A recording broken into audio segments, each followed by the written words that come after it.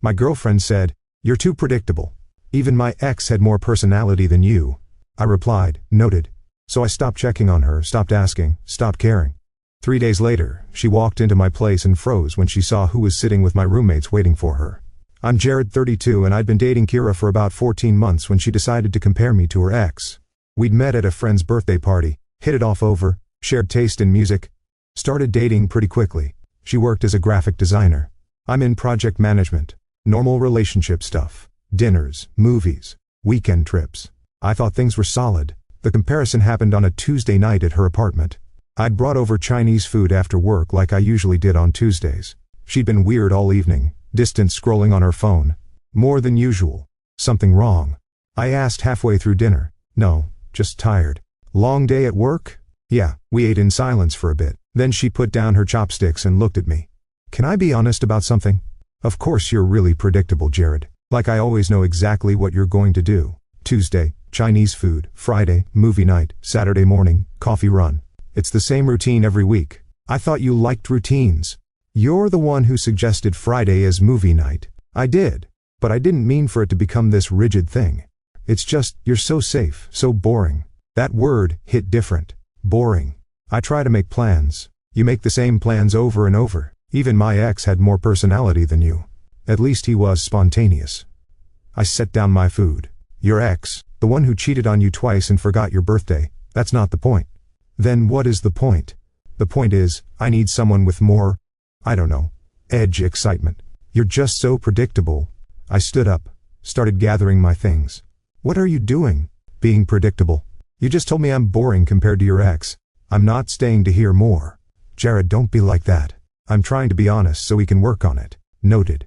I'll work on being less boring. I left. Drove home to the apartment I shared with 2 roommates, Marcus and Dev. They were both in the living room playing video games. When I walked in, "You look pissed," Marcus said. Kira called me boring, said her ex had more personality. Dev paused the game. Her ex, who she calls a narcissistic asshole every other week. That's the one. What did you say? Nothing much. Just left. I went to my room, sat on my bed, and did something I should have done weeks ago. She'd been acting distant for about a month, always on her phone. Vague about plans, emotionally checked out. I opened Instagram and searched for Kira's ex. His name was Tyler. Took me about 5 minutes to find his profile, public account, lots of gym selfies and inspirational quotes. Then I scrolled through his followers, found Kira's account, started checking her activity. She'd been liking his posts, not just recent ones. She'd gone back and liked photos from months ago. Comments too. Flirty comments, looking good on a shirtless photo from 3 weeks ago. Missed this smile on one from last month. I screenshotted everything. Didn't know what I'd do with it yet. But I saved it that night. I made a decision. If Kira thought I was predictable, I'd show her what unpredictable looked like. No more Tuesday Chinese food. No more checking in during the day. No more planning weekend trips. No more being the stable, reliable boyfriend. She clearly didn't appreciate. I just stopped update one Wednesday. I didn't text Kira at all. Usually I'd send her a good morning text, check in at lunch, ask about her evening. Not that day. Nothing. She texted me around noon. Hey, you okay? I didn't respond at 3 p.m. Jared, are you mad about last night? Still nothing at 7 p.m. Can you please answer me? I'm worried. I finally replied at 8:30. I'm fine, just giving you the unpredictability you wanted. That's not what I meant. Noted. Thursday was the same. Minimal contact. She tried calling twice.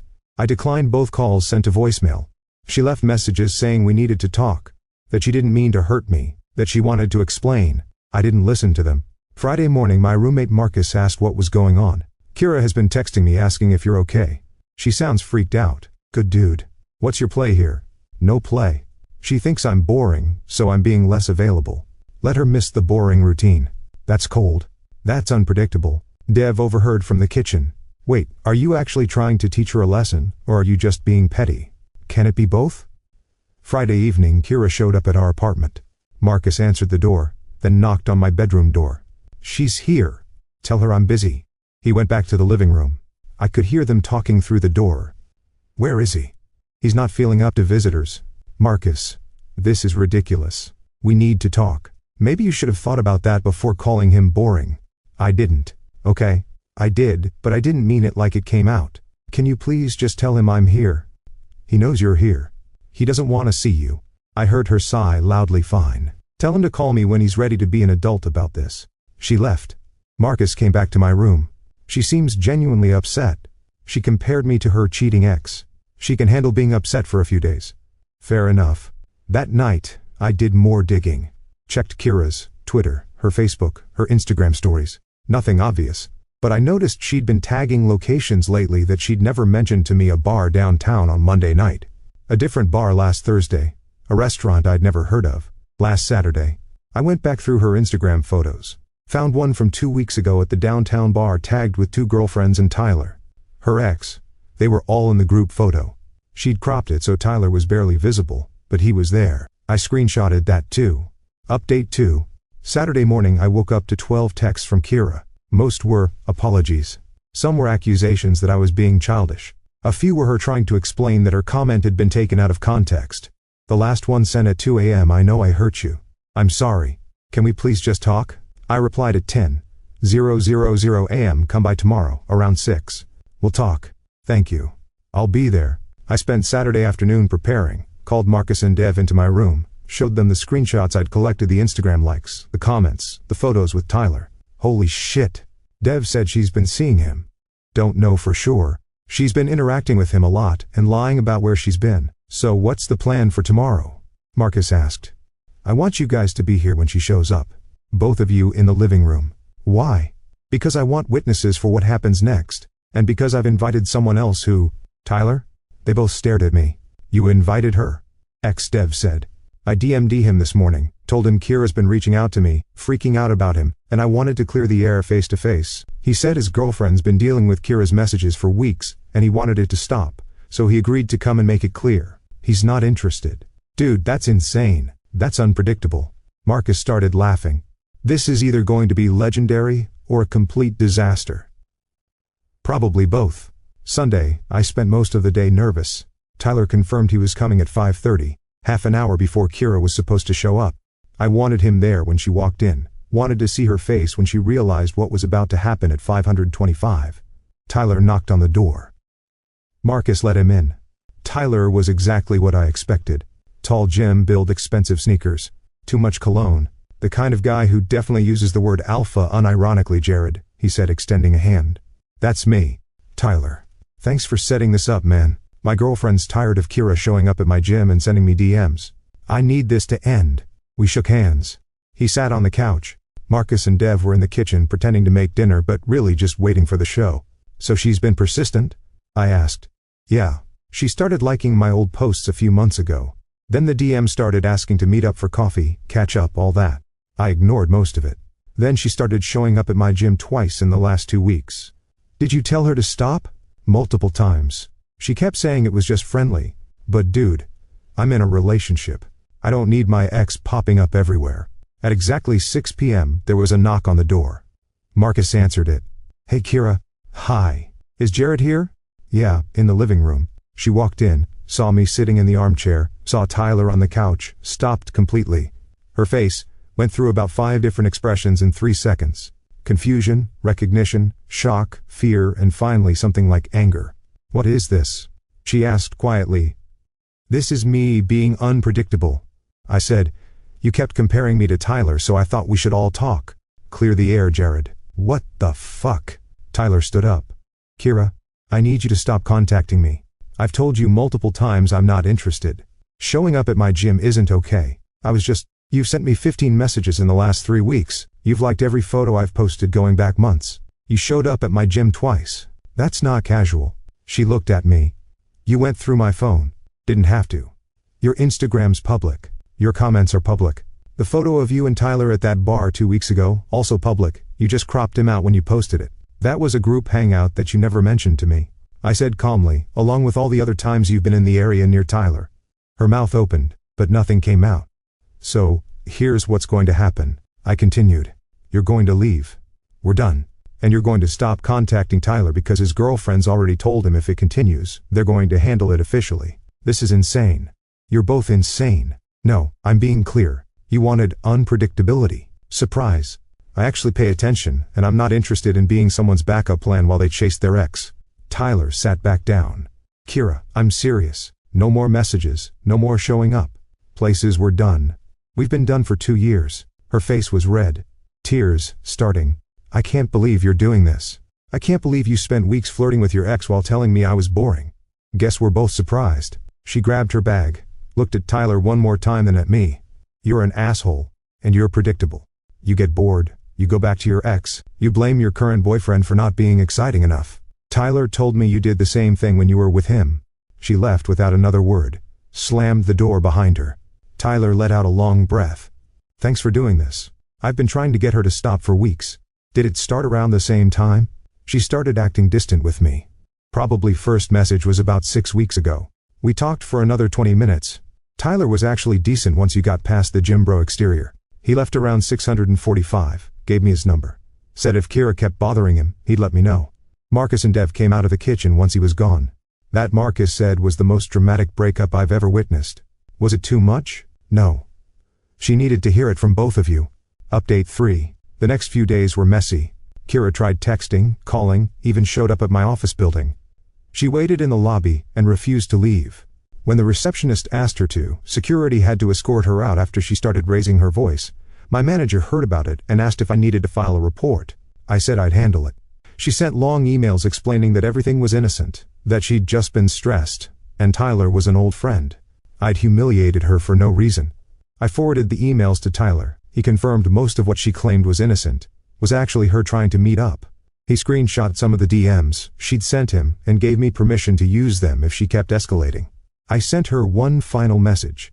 Tyler gave me screenshots of your DMs if you contact me or show up at my work. Again, I'm forwarding everything to your friends and filing a formal report.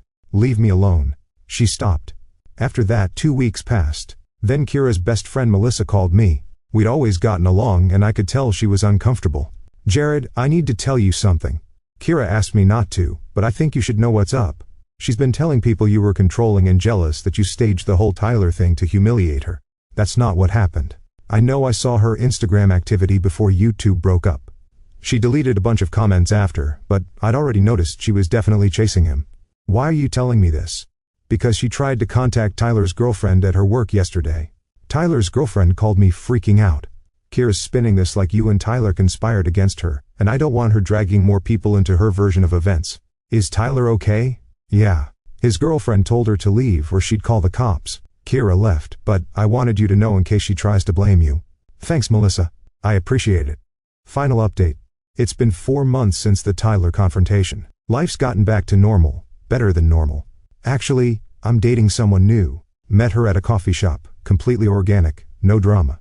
Her name's Amy, and she's a teacher.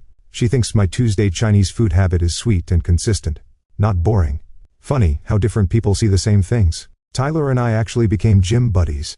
We work out twice a week. His girlfriend Sarah is cool too. The 4 of us grabbed dinner last month. Sarah thanked me directly for helping shut down Kira's behavior. Apparently after the confrontation, Kira stopped contacting Tyler entirely. Kira's life took a hit. She lost her job a few weeks after everything happened. Not directly because of the breakup, but her work performance tanked and they let her go. During layoffs, according to Melissa, she moved back to her hometown for a fresh start. She reached out one more time about a month ago. Long email about how she'd been in therapy and wanted to apologize for closure. The email was a masterclass in non-apology. She was sorry I felt hurt. Sorry. Things got messy. Sorry we couldn't make it work, but she still maintained she'd done nothing wrong, that I'd overreacted, and that bringing Tyler to the apartment was cruel and manipulative. I didn't respond. Last week, I ran into Melissa at a coffee shop. She told me Kira's doing better, but still tells people I ambushed her. Melissa doesn't correct her anymore. She just lets Kira tell whatever story she needs to move on. I'm fine with that. Everyone who is actually there knows the truth. Kira didn't want excitement. She wanted permission to keep one foot in her past while enjoying the stability of the present.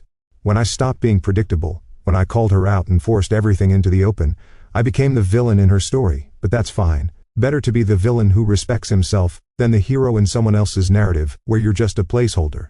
The whole situation taught me something valuable. When someone tells you you're not exciting enough, they're really telling you they've already got one foot out the door. Kira wasn't bored with Tuesday Chinese food. She was bored with commitment, and when I didn't provide the drama she was craving, she tried to create it by revisiting her ex. Marcus asked me last week if I regretted how I handled it. Maybe it was dramatic, I said, but she'd been lying for weeks, meeting up with him, flirting online. Comparing me to him, I could have confronted her privately and let her gaslight me. Instead, I forced everything into the open with a witness who confirmed her behavior. Did it work? Yes. Fair. And hey, you got a gym buddy out of it. And a girlfriend who doesn't think routines are boring. Amy and I are taking things slow, but it feels right. She appreciates consistency. She likes that I follow through on plans. She thinks it's attractive that I'm straightforward. Everything. Kira called boring. Amy calls trustworthy. Kira wanted someone with personality. She just didn't want someone with enough self-respect to call out her behavior, and now she's in another state probably telling another version of the story where she's the victim. But I sleep fine at night. I'm not the one who has to keep changing my story. I'm not the one who had to move states to escape my reputation. I'm just the predictable guy who brought Chinese food on Tuesdays and had enough spine to end things when his girlfriend started shopping around for an upgrade. Turns out that's exactly the kind of boring that builds a real relationship, just not with someone who was never looking for real in the first place. This is the extended part 2 of Jared's story. In this section we dive deep into the psychological fallout of the breakup, Kira's escalating attempts to reclaim control, and how Jared's boring consistency becomes the ultimate shield against her chaos. The weeks following the confrontation at the apartment felt like waking up from a long, low-grade fever. For 14 months, I had been adjusting my volume to suit Kira's frequency. Now, the silence was deafening, but it was a clean silence. However, as Marcus warned me over a beer a few nights later, a girl like Kira doesn't just leave the stage, she tries to burn the theater down on her way out. Kira began a campaign of subtle psychological warfare. It started with the sad phishing on social media. She didn't post angry rants, she was too smart for that. Instead, she posted black and white photos of rainy windows and quotes about healing from hidden narcissism and finding strength after being silenced. She was painting a narrative where I was the cold, calculating villain who had ambushed her. She blocked me, then unblocked me, then blocked me again, a classic tactic to see if I was looking. I wasn't. I had muted her entire circle. Then came the accidental reminders. I'd received notifications that someone had tried to log into our shared streaming accounts from her hometown. I'd get Venmo requests for $15 for that pizza from 3 months ago. It wasn't about the money, it was about the tether. She wanted me to react. She wanted me to get angry. Because if I was angry, she still had power over me. One of the most unpredictable outcomes of the breakup was my friendship with Tyler. We met at the gym every Tuesday and Thursday. It turned out Tyler wasn't the alpha bro Kira had described. He was a guy who had been burned by her in the exact same way. She did the same thing to me, man, Tyler said one morning while we were hitting the bench press. About 6 months in, she told me I was too intense. She said she needed someone more grounded. That's when she started seeing her ex before me. It's a cycle. She gets bored of stability, chases chaos, gets hurt by the chaos, and then runs back to stability until she feels suffocated again. It was a revelation. I wasn't boring. I was just the latest stability phase she had outgrown. #The office ambush. The real test of my predictable nature came a month later. I was in the middle of a high-stakes project meeting when my assistant buzzed me. "Jared, there's a woman in the lobby. She says she's your sister, and it's a family emergency." I don't have a sister. I walked down to the lobby, my heart hammering.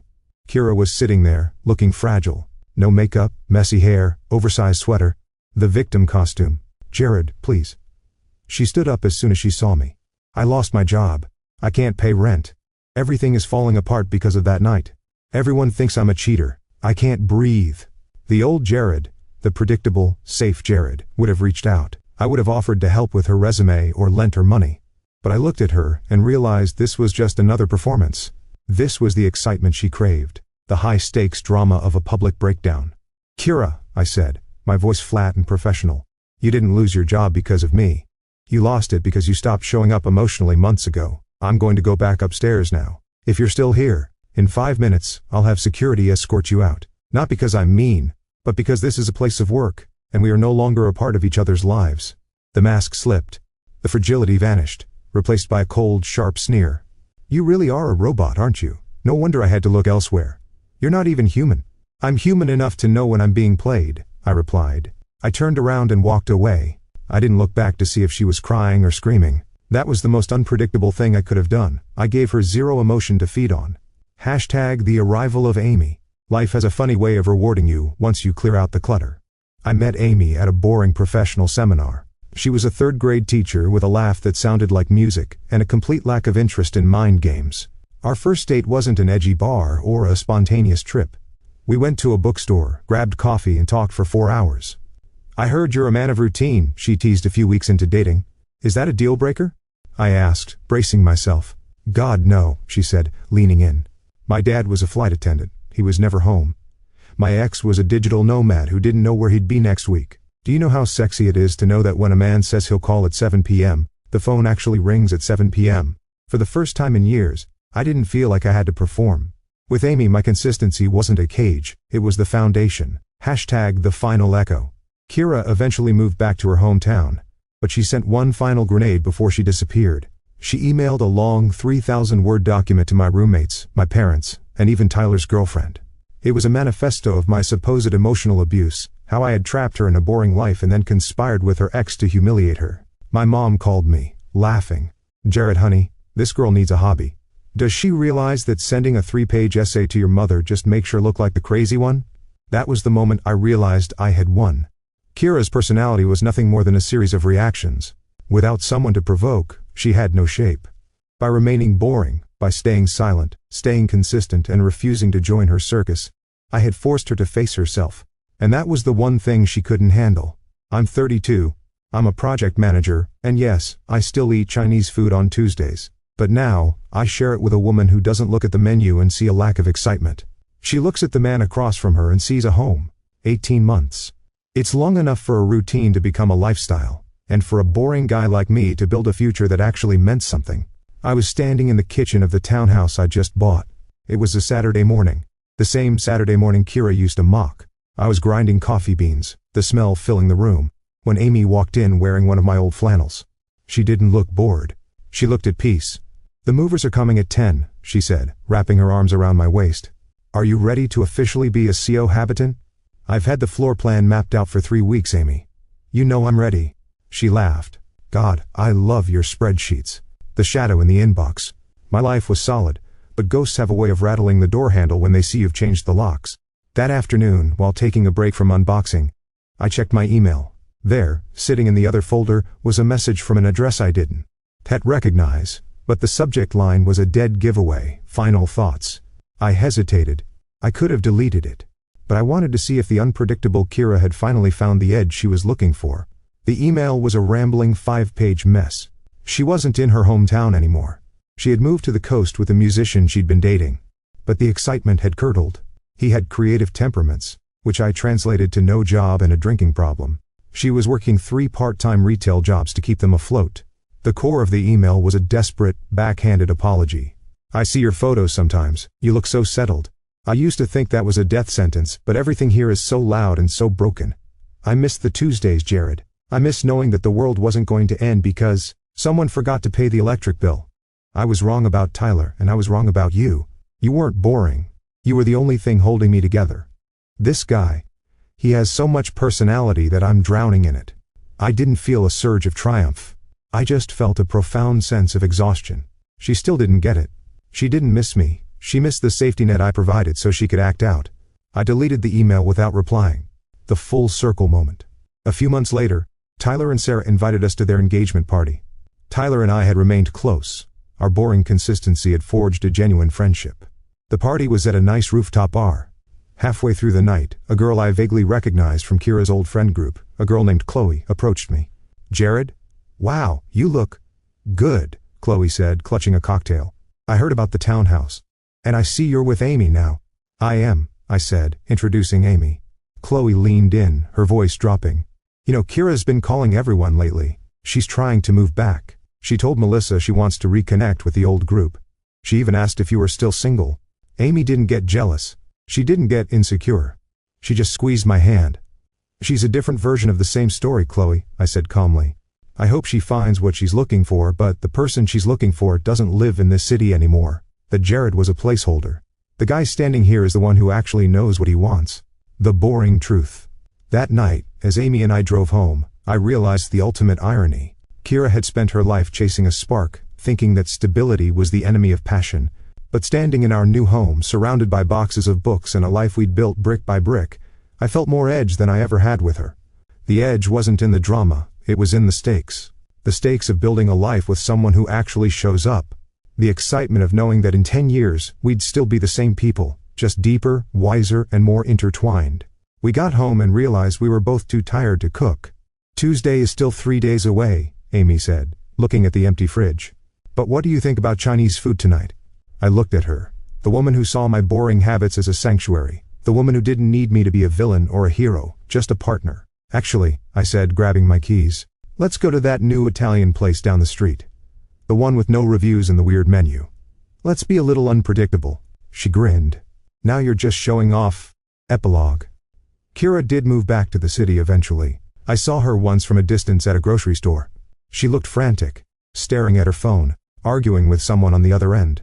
She looked exactly the same. A storm looking for a place to land. I didn't wave. I didn't hide. I just kept walking. I had a grocery list to follow. I had a dinner to get home to. I had a life that was perfectly, beautifully, wonderfully predictable. Because the best part of being boring is that the wrong people eventually get tired of trying to break you, and the right people finally have a place to rest. The end. What did you think of the conclusion? Would you like me to summarize the character arcs for a script outline? Or should we explore a spin-off about Tyler and Sarah's wedding where the drama finally comes to a head?